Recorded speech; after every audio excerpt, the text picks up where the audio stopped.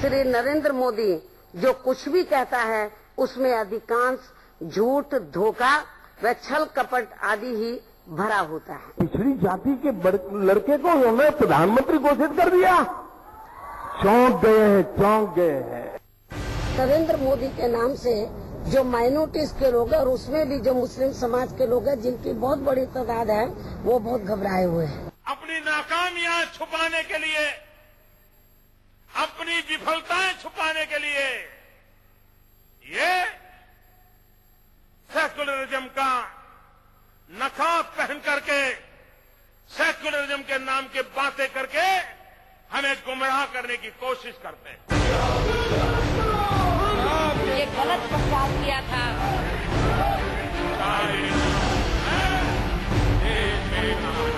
मायावती, मोदी और मुस्लिम दलित पिछड़ों की रहनुमाई का खेल। ये केवल दलितों की फायदा। 2014 के महासंग्राम में एम फैक्टर की ये तासीर अगर देश के भावी प्रधानमंत्री का फैसला करती है तो हाथी की मदमस्त चाल सियासी पंडितों को चौंका सकती है। वही हाथी जिस पर सवार है दलित और बहुजन समाज की स्वयंभू नेता मायावती।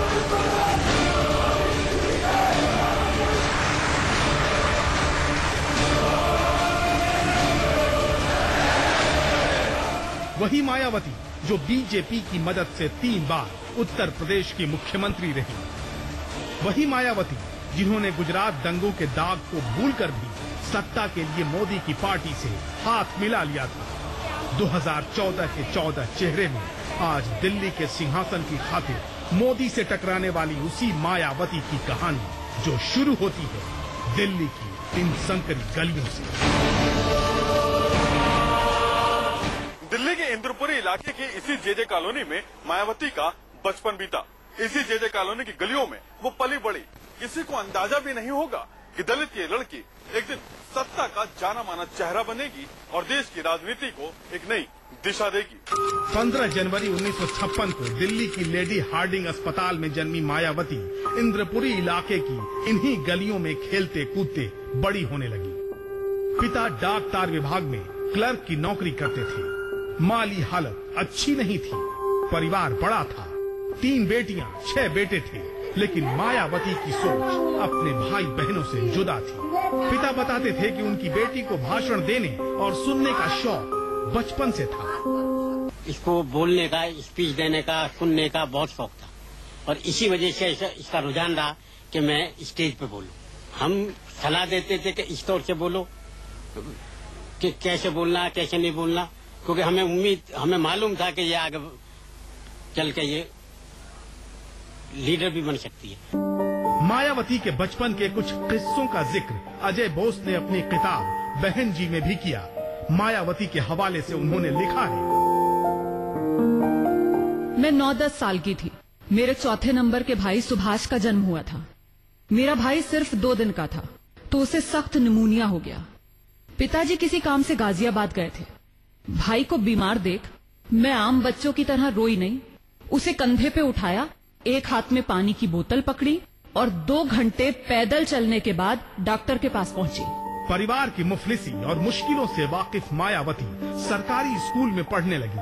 बेटे बेटी का फर्क, समाज में ऊंच नीच की खाई और खुद दलित होने का दंश। सामाजिक विषमताओं के इस सच ने मायावती को उम्र से बड़ा बना दिया। दिल में IAS बनने का ख्वाब अंगड़ाई लेने लगा। 21 साल की उम्र में स्कूल टीचर की नौकरी मिल गई और कलेक्टर बनने के अपने सपने को मायावती ने पंख लगाने शुरू कर दिए। लेकिन क्या पता था कि एक शख्स दरवाजे पर दस्तक देने वाला है जो उनकी जिंदगी का मकसद ही बदल कर रख देगा। पूर्वी दिल्ली के इसी प्राइमरी स्कूल में मायावती बच्चों को ककहरा सिखाती थी। इसी दौरान उनकी मुलाकात दलित नेता काशी राम से हुई। इस मुलाकात के बाद मायावती के जिंदगी के मायने ही बदल गए। 1977 में मेरी मुलाकात बहुजन समाज पार्टी के राष्ट्रीय अध्यक्ष मान्यवर काशीराम जी से हुई। तो तब मान्यवर काशीराम जी ने कहा मुझसे कि भाई आप IAS बनकर अपने लोगों की सेवा नहीं कर सकती। क्यों नहीं कर सकती? क्योंकि जिस पार्टी की सरकार होती है तो जो IAS ऑफिसर्स होते हैं उसके मुताबिक काम करते हैं। जिसकी सरकार होती है उसके इशारे पर चलते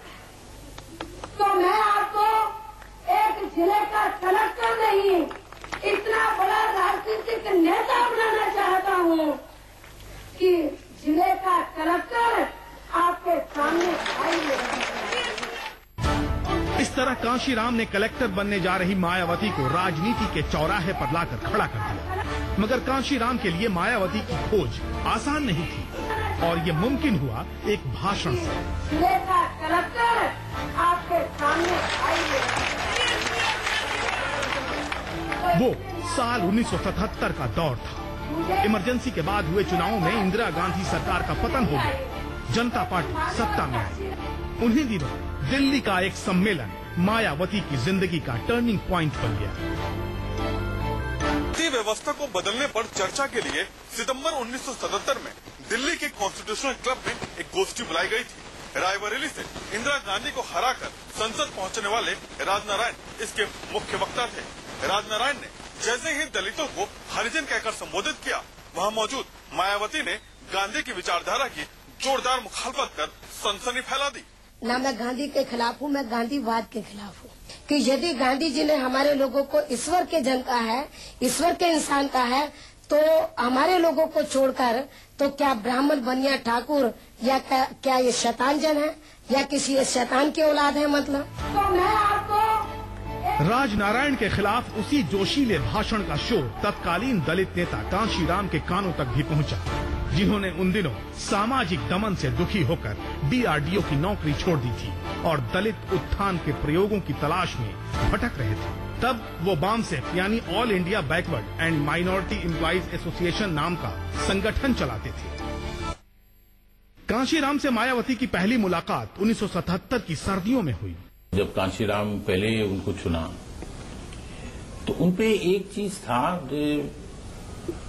बहुत ही लड़ाकू जो है, हाँ, और जो बहुत जिद्दी, जो एक चीज आ जाता है उसके माइंड में।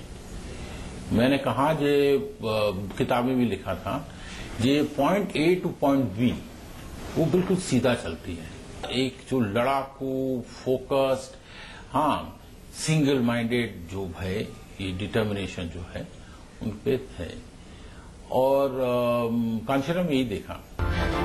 मायावती की सोच से प्रभावित होकर कांशीराम ने उन्हें अपने संगठन से जुड़ने का न्योता दिया और मायावती के दिमाग से आईएएस बनने का भूत हमेशा के लिए खत्म हो गया। मेरे फादर की दिल्ली तमन्ना थी कि मैं आईएएस ऑफिसर बनूं और गरीब और मजलूमों की सेवा करूं। इसके बाद मायावती नए रास्ते की राही बन गईं और मंजिल थी दलित चेतना के जरिए राजनीति का शिखर पाना। ज्यादातर वक्त बामसेफ दफ्तर के इन्हीं कमरों में बीतने लगा। इसी बीच घर में महाभारत छिड़ गया। बेटी को कलेक्टर बनाने का ख्वाब देखने वाले मायावती के पिता को राजनीति की ये राह और कांशीराम की संगत पसंद नहीं थी। मनमुटाव इतना बढ़ा कि मायावती ने घर छोड़ दिया। कांशीराम से मिलने के बाद मायावती उनके दलित आंदोलन के साथ जुड़ना चाहती थी, लेकिन पिता प्रभुदास बेटी को आईएएस बनाना चाहते थे। इस बात को लेकर दोनों के बीच मनमुटाव बढ़ने लगा और एक दिन मायावती ने घर की दहलीज छोड़ दी। उनका अगला पड़ाव बना करोल बाग स्थित तात्कालीन बामसेफ का यही दफ्तर। मायावती के समर्पण ने कांशीराम को बहुत प्रभावित किया। फिर दोनों साथ रहने लगे और आखिरी सांस तक ये सिलसिला कायम रहा। दोनों के रिश्तों को लेकर सवाल भी उठे। साल 1995 में दिए एक इंटरव्यू में मायावती ने उन सवालों का जवाब भी दिया था। मान्यवर कांशीराम जी और मेरा जो रिश्ता है एक गुरु और एक शिष्य की तरह है। अपने राजनीतिक गुरु कांशीराम की सोहबत में शागिर्दी सीखते सीखते वक्त बीतने लगा। मायावती ने शादी भी नहीं की। कभी कभार इस पर सवाल भी हुए। मैं ये महसूस करती थी कि ये जो सामाजिक जो काम है, सामाजिक जो जिस परिवर्तन के हम लोग लड़ाई लड़े हैं, तो ये इतना कठिन काम है। यदि मैं गृहस्थ में चली गई या शादी विवाह के चक्कर में पड़ गई, तो जिस मेहनत और लगन के साथ मैं अपने लोगों को मंजिल पर पहुंचाना चाहती हूँ, वो मैं उस मेहनत और लगन के साथ मैं लोगों को मंजिल पर नहीं पहुंचा पाऊंगी।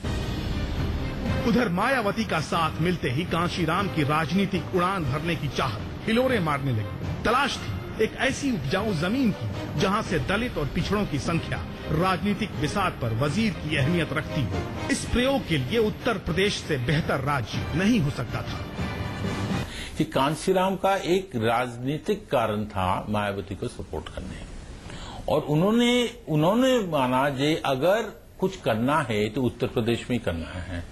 इतने बड़ा प्रदेश है और उस प्रदेश में कोई जाटव लीडर चाहिए, और वो भी अगर जाटव जो लड़की है, जो वुमन वोट है, जो जाटव लड़की वोट है, वो काफी इंपॉर्टेंट है।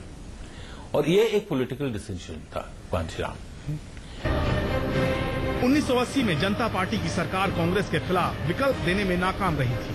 कांग्रेस के हाथ एक बार फिर सत्ता की चाबी थी। 1981 में राजनीतिक जमीन तलाशने के लिए कांशीराम ने बामसेब से अलग DS4 नाम का एक संगठन तैयार किया। इस संगठन का मूल मंत्र था, खातू, ब्राह्मण, बनिया को छोड़ बाकी सब है DS4, यानी दलित शोषित वर्ग।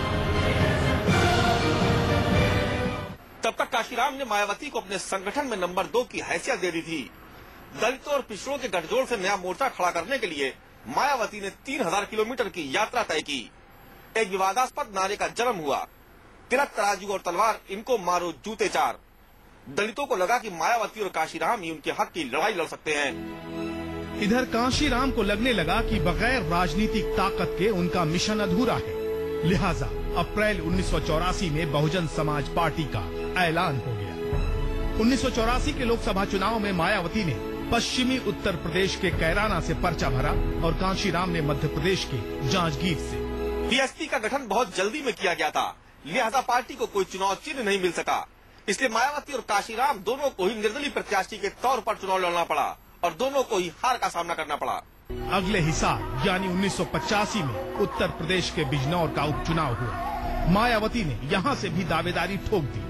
सामने थी मीरा कुमार, जिन्हें जिताने में पूरी कांग्रेस लगी थी, और दलित नेता रामविलास पासवान, जिनके पीछे समूचे विपक्ष की ताकत थी। नतीजे आए तो मायावती तीसरे नंबर पर रही, लेकिन 60,000 वोट लेकर उन्होंने अपनी धमक का एहसास करा दिया।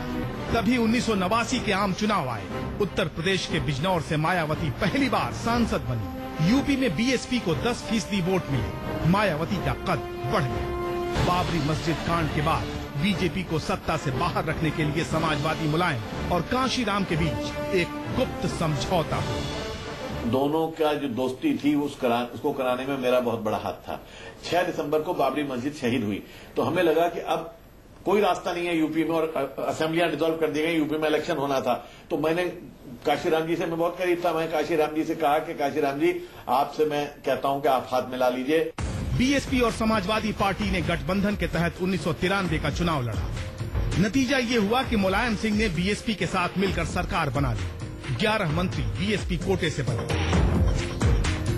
मुलायम बेशक सीएम थे, लेकिन मीडिया मायावती को सुपर चीफ मिनिस्टर कहने लगी थी और मायावती मीडिया को मनुवादी बताने लगी। मैं नहीं कहती कि मैं उत्तर प्रदेश की सुपर चीफ मिनिस्टर हूँ, तो मेरे बारे में कौन कहते हैं? जो मनुवादी प्रेस मीडिया के लोग हैं, तो वो मेरे बारे में लिखते हैं कि मायावती उत्तर प्रदेश की चीफ मिनिस्टर है। लखनऊ की सड़कों पर मायावती के आगे पीछे लाल बत्तियों का काफिला चलने लगा। उनके गुस्सैल स्वभाव के किस्से भी सुर्खियां बनने लगे। मायावती के हाथ जब सत्ता की चाबी लग गई और उन्हें सुपर सीएम कहा जाने लगा, उस दौरान का एक किस्सा है। किस्सा ये कि मायावती अपने पैतृक गांव बादलपुर आ रही थी। उनके काफिले में चल रहा पायलट रास्ता भटक गया। इस बात से मायावती इतना नाराज हुई कि उन्होंने गाजियाबाद के एसएसपी का ही ट्रांसफर करवा दिया। ये मायावती का पैतृक गांव है बादल। पावर सेंटर बनने के बाद भी वो अक्सर यहाँ आती रही, अपने भाई बहनों और उनके बच्चों से मिलती रही। नहीं, और देखो फोटो आएगा फिर जल्दी। बादलपुर गांव के बने इसी 30 गज के मकान में मायावती का बचपन बीता है। गांव की लड़की जब प्रदेश के सबसे बड़े ओहदे पर बैठी तो न केवल उनके परिवार की बल्कि पूरे गांव की तस्वीर और तकदीर दोनों बदल गयी। मायावती ने सिंबल के तौर पर गांव तस्वीर और तकदीर दोनों बदल गयी। मायावती ने सिंबल के तौर पर गांव के बाहर एक आलीशान महलनुमा घर बनवाया और उसके चारों तरफ दलित प्रेरणा के नाम पर गौतम बुद्ध और अम्बेडकर पार्क भी। तब तक लखनऊ में मायावती की बढ़ती हनक से ये गांव भी परिचित हो चुका था। मायावती के तौर तरीकों ने कई बार मुलायम सरकार को परेशानी में डाला, लेकिन गठबंधन की मजबूरी देख वो मुंह खोलने से बचते रहे।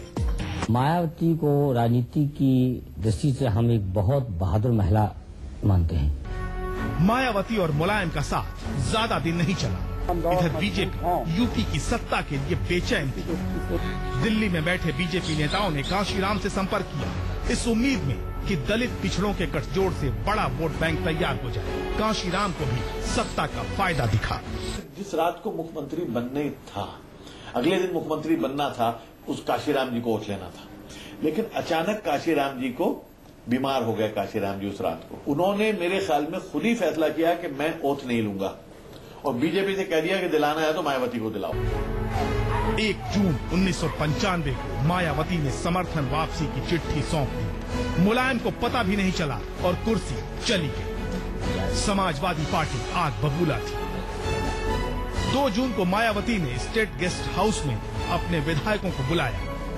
तभी सैकड़ों की तादाद में समाजवादी पार्टी के कार्यकर्ताओं ने गेस्ट हाउस पर धावा बोल दिया। गेस्ट हाउस कांड हुआ, मेरे ख्याल से यूपी का पूरा हिस्ट्री में कभी नहीं हुआ, वो उसको पहले और उसके बाद। उस टाइम पे जो मायावती के ऊपर अटैक हुआ, उन लोगों ने वो रवैया अपनाया जो कि बड़ा शर्मनाक और अफसोसनाक था और उसके लिए आज तक मायावती जी माफ नहीं कर पाई हैं। 3 जून 1995 को बीजेपी की मदद से 39 साल की मायावती ने पहली बार मुख्यमंत्री पद की शपथ ली, लेकिन 139 दिन के बाद ही ये सरकार गिर गई। 2002 में भी बीजेपी की मदद से मायावती सत्ता में आई, तब केंद्र में एनडीए की सरकार थी। अटल जी भी काफी मायावती को सपोर्ट करती थी पहले ही वहां से, तो उनका था जो बीजेपी को मायावती के खिलाफ कुछ नहीं लेना चाहिए, लेकिन उसका जो लोकल बेस था यूपी में, उसका भी प्रॉब्लम था मायावती का अपना सोशल बेस से। तीसरी बार सत्ता में आने के बाद मायावती ने पार्टी में अपने विरोधियों को ठिकाने लगा दिया। तभी मायावती पर भ्रष्टाचार के आरोप लगे। ताज कॉरिडोर में उनका नाम आया। मायावती केंद्र की एनडीए सरकार पर बरसी और 2003 में खुद ही अपनी सत्ता की कुर्बानी दे दी। मायावती ने बीजेपी से अपना दामन छुड़ाया और नई साथी बनी कांग्रेस।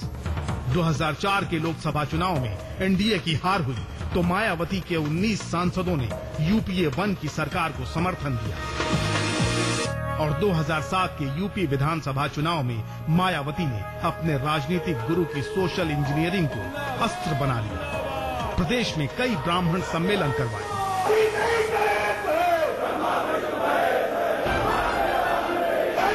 बहुजन से सर्वजन की तरफ प्रस्थान का ये फॉर्मूला रंग लाया। 2007 के यूपी चुनाव में जंगल राज के लिए कुख्यात मुलायम सिंह की सरकार का पतन हो गया। 206 सीटों के साथ मायावती बहुमत में आ गई। सरकार के दामन से कई घोटालों के दाग चस्पा हुए। 2012 विधानसभा चुनाव आते आते लोकायुक्त की चाबुक पड़ी और कालिख धोने के लिए मायावती को अपने दर्जन भर मंत्रियों को बर्खास्त करना पड़ा। फिर भी विधानसभा चुनाव में बीएसपी की हार हुई और मायावती ने दिल्ली को अपना ठिकाना बना लिया। अब मायावती 2014 की प्रधानमंत्री की दौड़ में अपना वजूद तलाश रही थी।